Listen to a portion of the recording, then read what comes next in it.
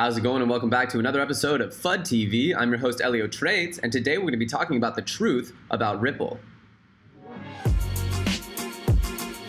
We're going to investigate a few questions today. What is Ripple? What is the story of Ripple? How did Ripple come to be a company, and who leads Ripple? What led to the hype cycle of Ripple getting all the attention that it got? Does Ripple deserve this hype cycle, and what kind of real-world application and value does it have in our current market landscape?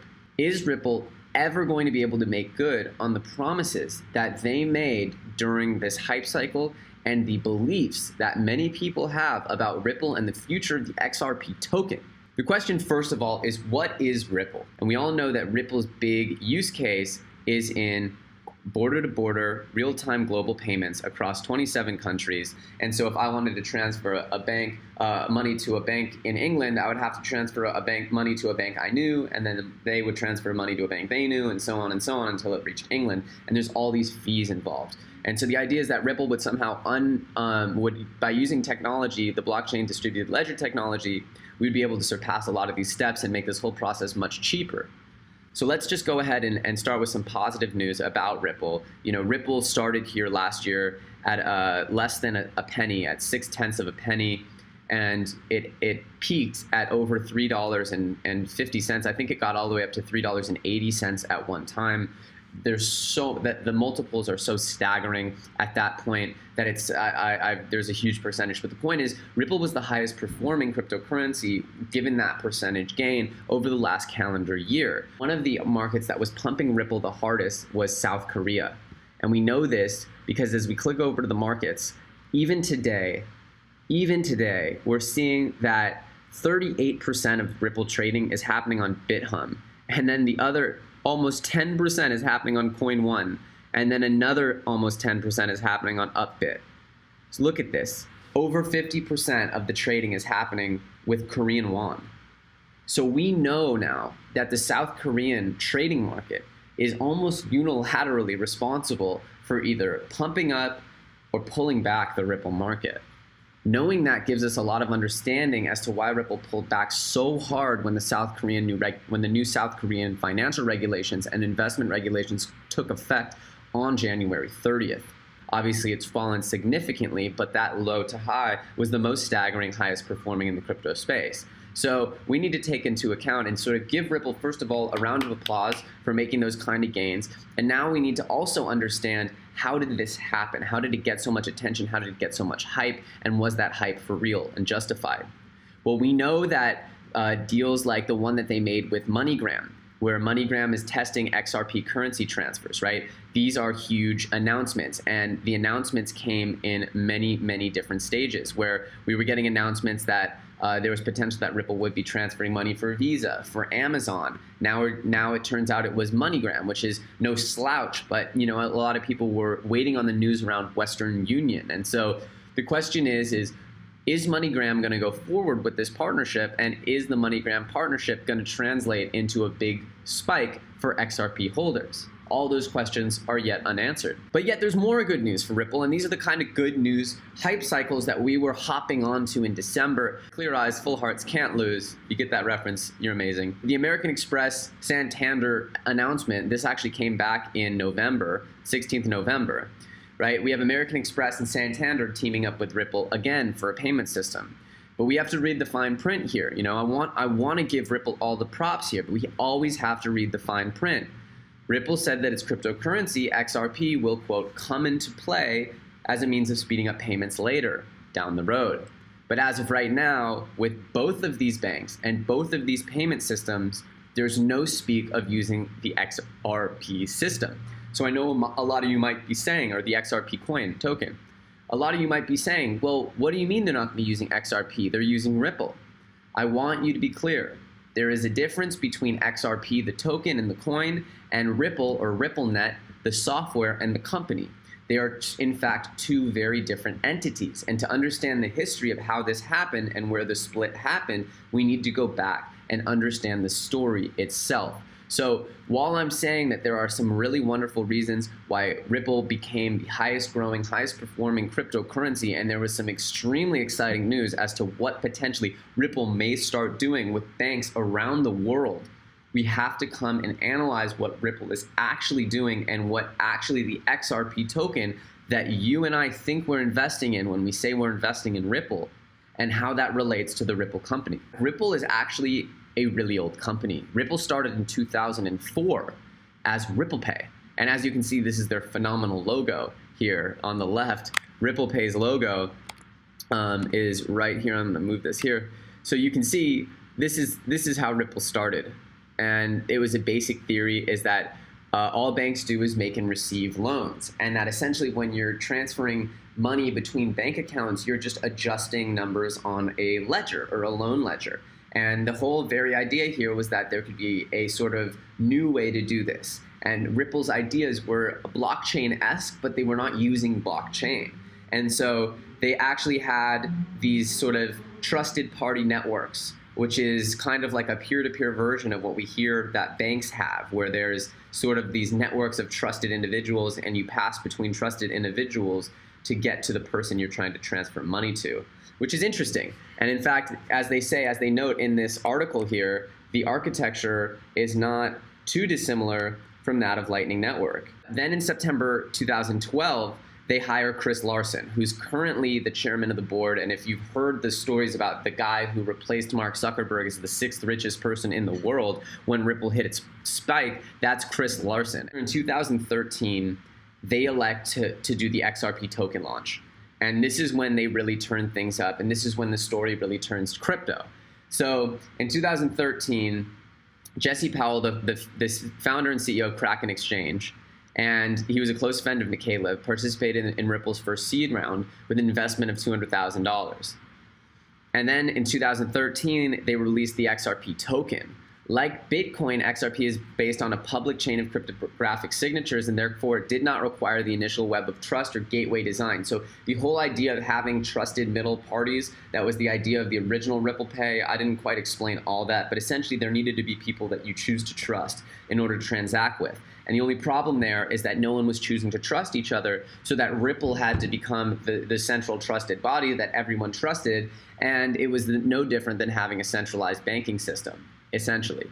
So with making it so that there wasn't counterparty risk and there didn't need to be trusted counterparties as we have in blockchain technology, this allowed for the Ripple XRP token to take a Ripple Pay, or this whole idea of what they started calling it OpenCoin, and turning it back into the original vision. This is when it starts getting very Silicon Valley. They start getting millions of dollars from Andreessen Horowitz, Google Ventures, IDG, FF Angel, Lightspeed Venture, and Bitcoin Opportunity Fund. So they start really becoming funded, right? This starts becoming a sort of more traditional funded affair.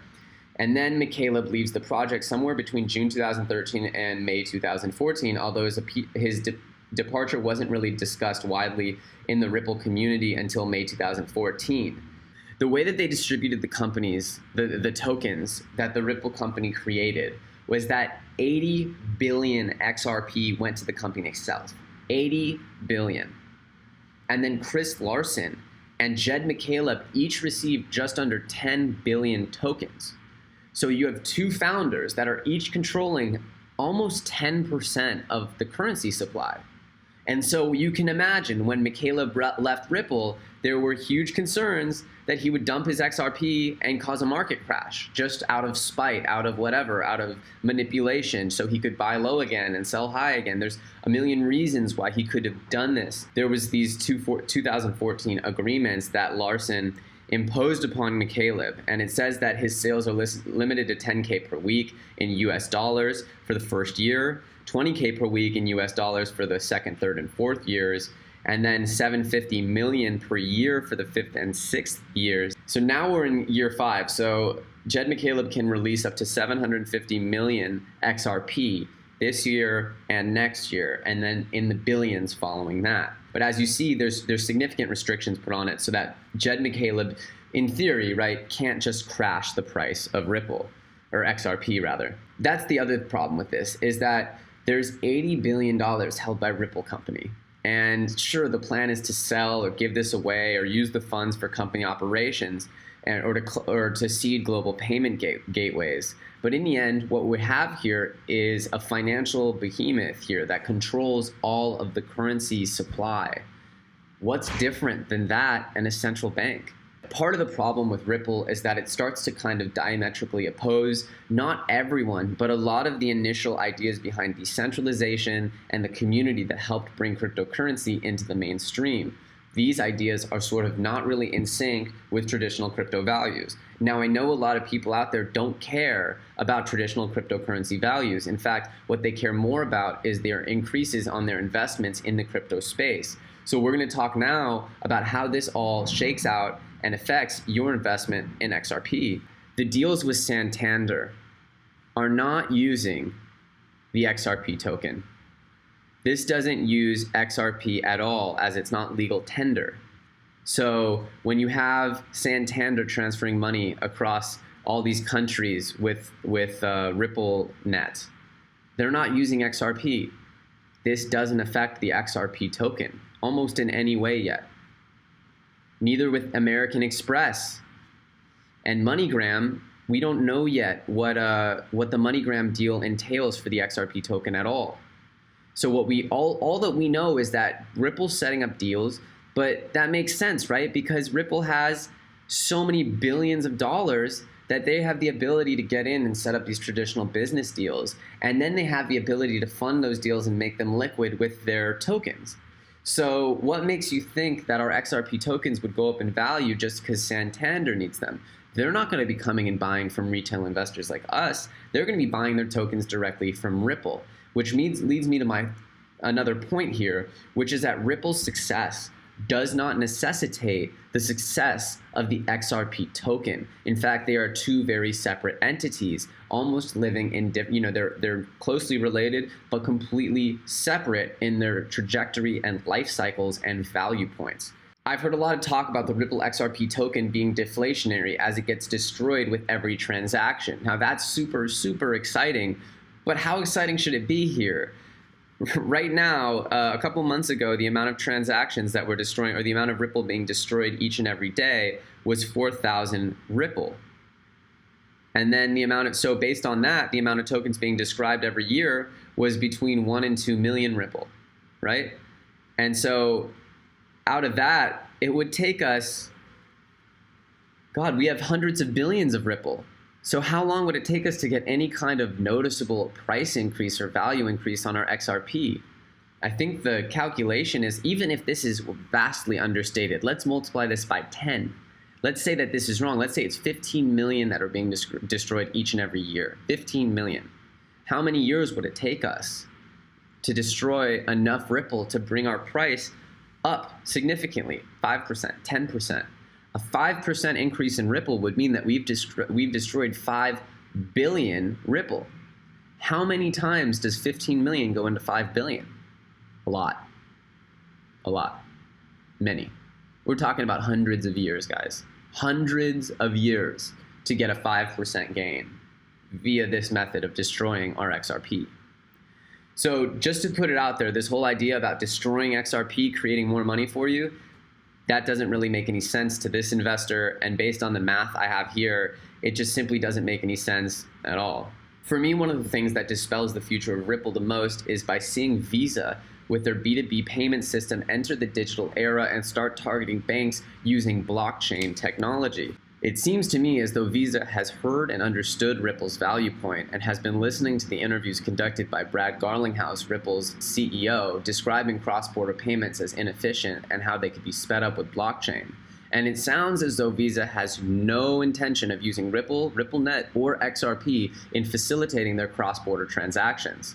So the question is, will big banks choose to go with Ripple, RippleNet, XRP over Visa? Maybe Ripple's the more trusted blockchain software, but Visa is most certainly the more trusted banking partner and financial solution. In this investor's mind, I'd say that it's a very, very steep hill for Ripple to climb for it to replace Visa as a B2B transfer mechanism, especially if the blockchain technology, which Ripple is touting so strongly as the reason why they are superior, is being incorporated into Visa's very own architecture. So the upside for me, the future of RippleNet, of Ripple XRP, of Ripple itself, it's just very foggy, and all of the hype has been phenomenal. It's great to see cryptocurrencies getting these hype cycles, But does Ripple deserve the amount of hype and the amount of market cap that it had? I mean, at one point, Ripple's market cap was over $100 billion. It became the single largest privately held company in Silicon Valley. Chris Larsen was on paper for a few minutes richer than Mark Zuckerberg.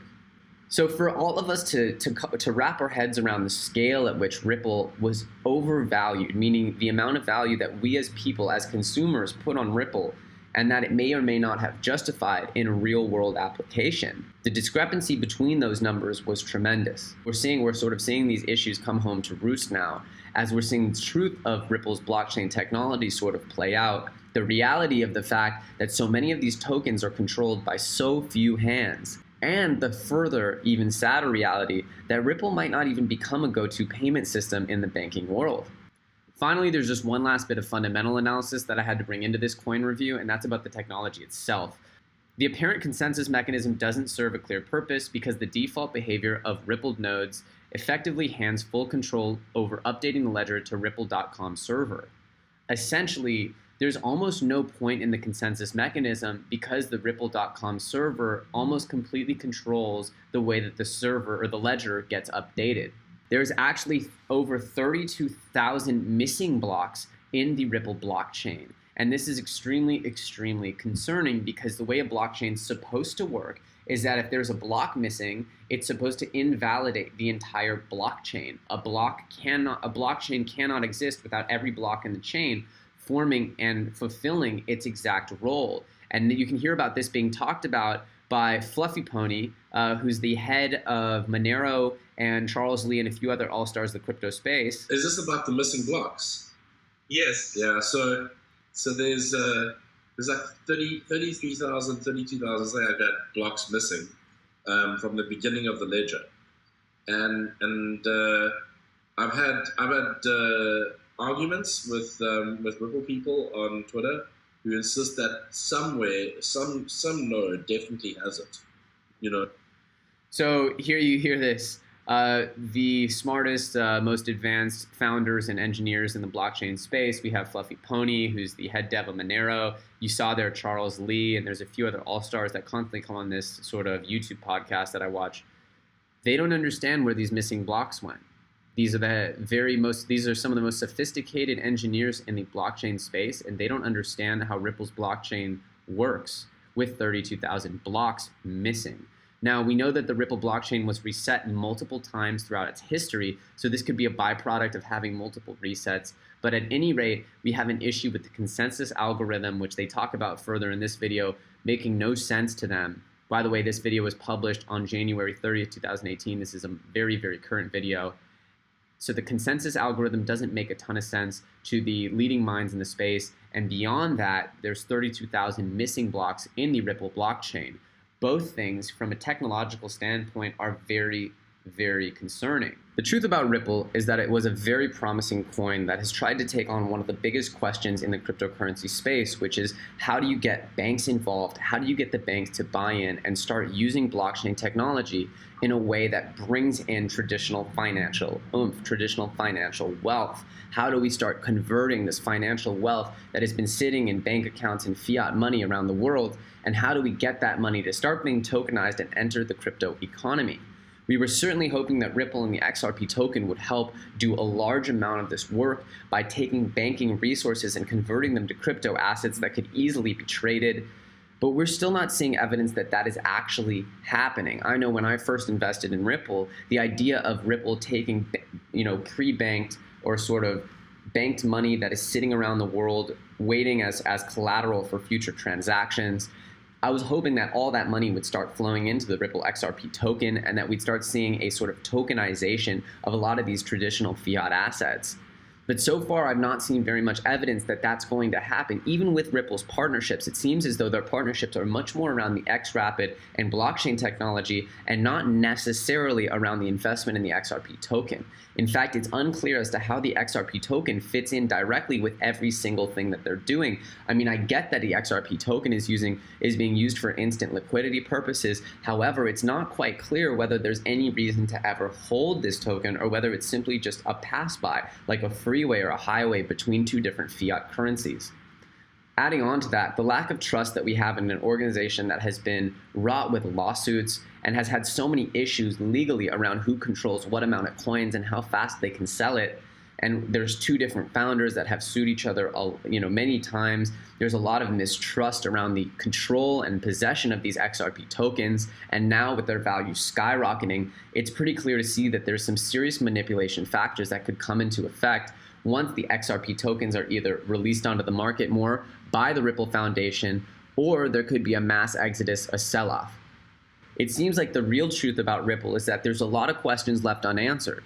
We're not telling you to sell Ripple. We're not telling you to buy Ripple. We just simply wanted to do a video that really analyzed the truth and or fiction of Ripple's promises and give you a much more realistic understanding or overview of what could happen in the future with the XRP token. So these, coupled with all the other factors that we've heard about today, lead me to believe that there is a tremendous amount of speculation, a tremendous amount of manipulation, and a ton of unanswered questions around the Ripple project. The biggest question of which still remains, what's the point of the XRP token and how exactly does it fit into all of these business partnerships that XRapid and the Ripple Foundation are creating? And how does this affect your investment in XRP? Thanks again for watching. If you enjoyed this video, please share, like it, or comment below. Let us know what coins you're holding. Are you holding any XRP? Do you agree with our analysis of the XRP token and the Ripple project? Please tell us below. And of course, if there are any projects you're interested in us covering or doing a report on, we always love analyzing the coins and topics that you care about most. So feel free to tell us in the comments below what you'd like for us to cover. Thanks again for watching. This is not financial advice. This is strictly our opinion. My name is Elliot Trades, and this has been another episode of FUD TV. Thanks so much, and we'll catch you on the next one.